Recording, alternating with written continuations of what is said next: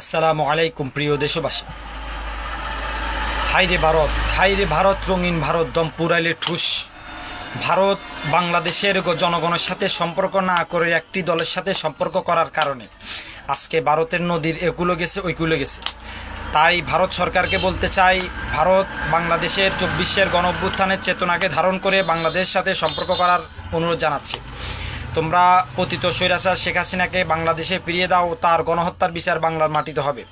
তোমরা শেখ হাসিনাকে ভারতে আশ্রয় দিয়ে বাংলাদেশের সাথে কোনোদিন তোমাদের সম্পর্ক ভালো হবে না।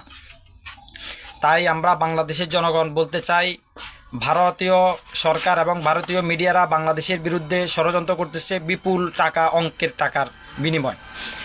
এ থেকে যেন ভারতীয় মিডিয়া এবং ভারতীয় রাজনীতিবিদরা সরে আসে, এর জন্য আমরা আবেদন জানাচ্ছি।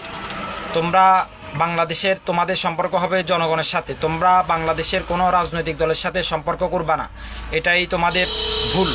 তার জন্য তোমরা এখন বাংলাদেশে জুলাই গণঅভ্যুত্থানের 24-এর গণঅভ্যুত্থানের পট পরিবর্তনের চেতনাকে ধারণ করে বাংলাদেশের সাথে আগামী সম্পর্ক গড়ে তুলবে, এটাই আমরা বাংলাদেশের জনগণ আশা করি।